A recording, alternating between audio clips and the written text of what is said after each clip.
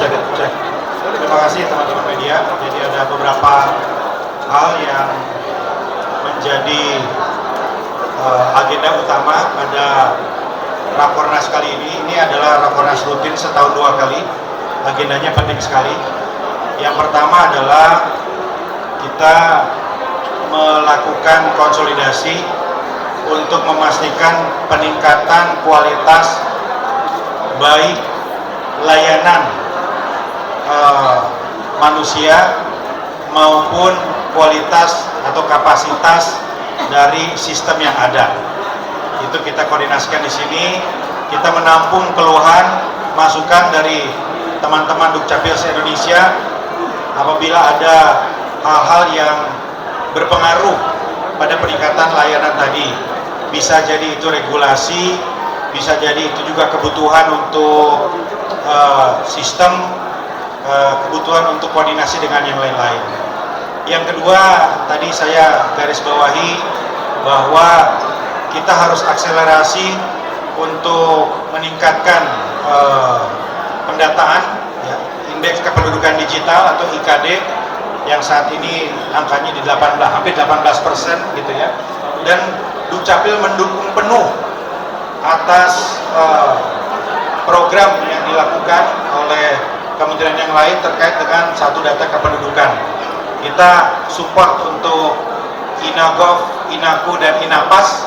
Kita akan sinkronkan antara data IKD dengan tahapan-tahapan yang juga diinisiasi oleh Kemenpan RB, Kominfo, dan juga Pan RB begitu.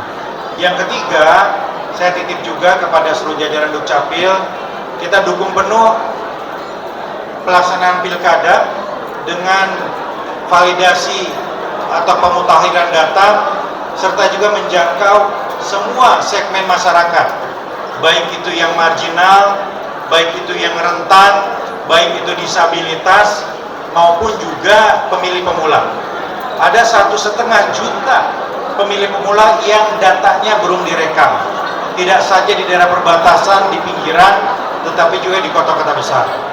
Jadi besok kami akan mengecek perekaman data itu ke beberapa Dukcapil di titik-titik tertentu di Indonesia sebagai sampel saja.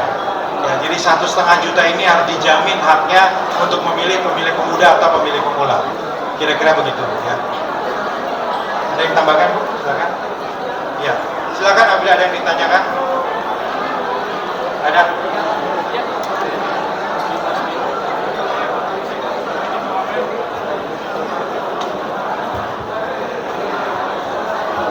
Mohon izin, terima kasih Pak Wamen. Yang pertama, di akhir pemerintahan Presiden Jokowi kemarin ada masalah besar yaitu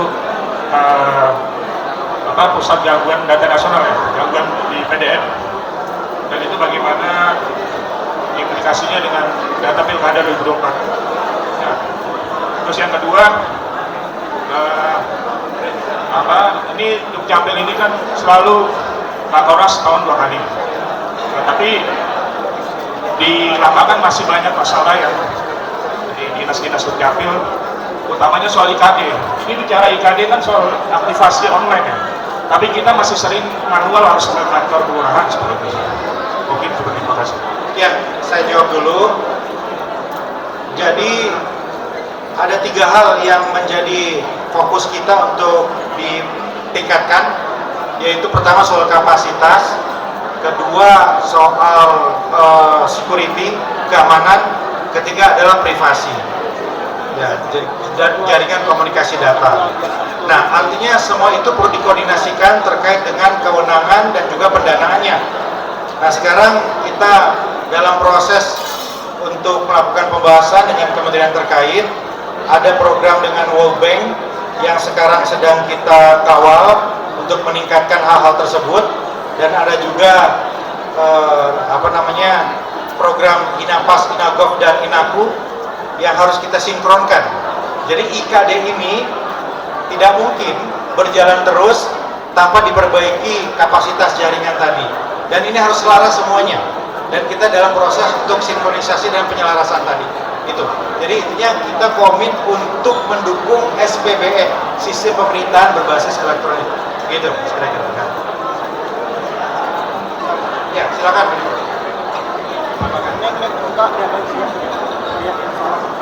Terima kasih Bapak, izin Bapak komen. Saya izin menambahkan apa yang ditanyakan oleh Mas tadi terkait dengan data BDN yang tempo hari ada indikasi.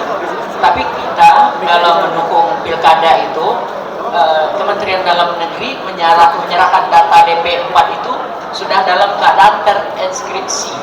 Jadi tidak mungkin bocor, dan juga kita bekerja sama dengan BSSN seperti itu. Kalau masalah kenapa IKD masih datang ke kantor Dinas Dukcapil, ada yang begitu, itu adalah untuk menjaga keamanan data, untuk memastikan orang yang pegang IKD itu adalah orang yang sama yang bersangkutan. Jadi di sana akan diuji biometrik dan face recognition-nya. Jadi itu untuk keamanan kita. Untuk selanjutnya itu sudah bisa secara online dalam penggunaannya. Terima kasih.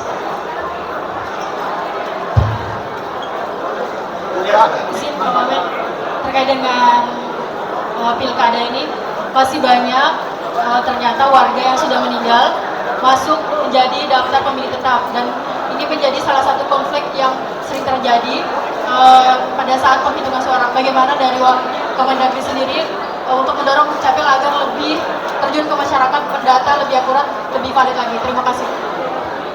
Iya, kan ada mekanisme coklit ya, pencocokan dan penelitian. Jadi ketika didatangi oleh petugas, kemudian ada ketidaksesuaian, nah pasti kemudian akan dilakukan koreksi di situ.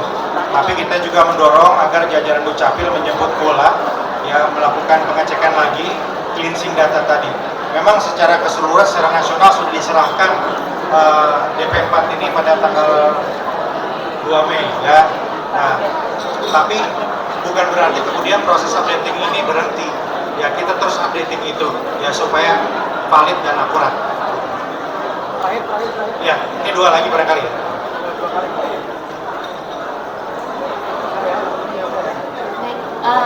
Mohon izin Pak Wamen, saya tadi tertarik dengan sambutan Bapak itu menyinggung terkait dengan kelompok marginal.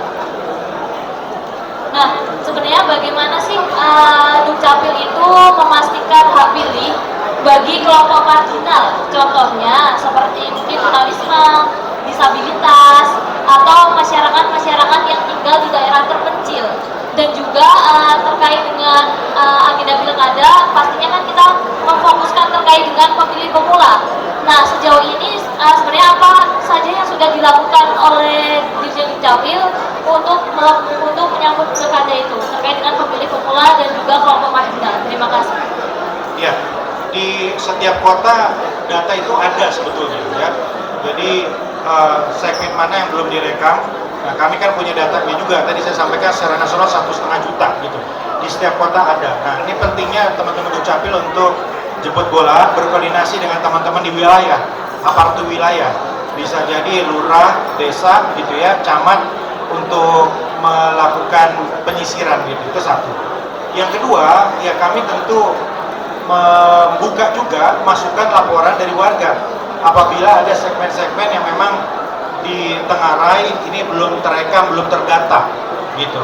Jadi kami dengan senang hati menerima masukan dari organisasi-organisasi yang memiliki kepedulian di situ, teman-teman NGO, teman-teman kampus, teman-teman mahasiswa, ya silakan laporkan itu. Kami kan ada jalur hotline juga, ya silakan dihubungi di situ.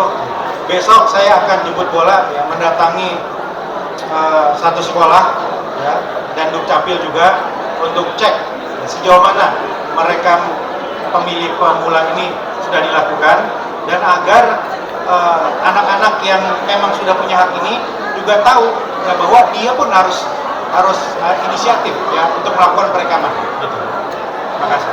Terakhir silakan. Di luar bagaimana KTP ini bisa untuk pemilihan pilkada nanti, mungkin dari Pak Wamen atau Menteri sendiri bagaimana dengan adanya data elektronik ini untuk bisa menuntaskan sejumlah persoalan yang ada di NTB maupun secara nasional, seperti persoalan kemiskinan, stunting, ini bagaimana bisa agar sinkron? Datanya kan banyak sekali data gitu, tapi bagaimana nanti KTP elektronik ini bisa digunakan dalam satu untuk menuntaskan persoalan-persoalan.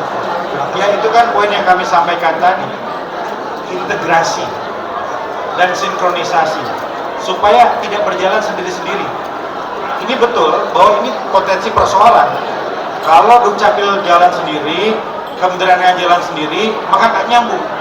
Kan harus kita hitung ujungnya di mana, kebutuhan kapasitas bandwidth-nya, jaringannya seperti apa, ini harus dibicara bersama-sama.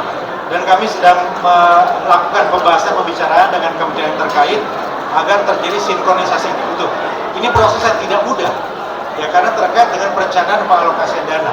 Tapi kita pahami betul bahwa itu adalah persoalan yang harus diatasi. Cukup ya? Yes. Ya, terakhir.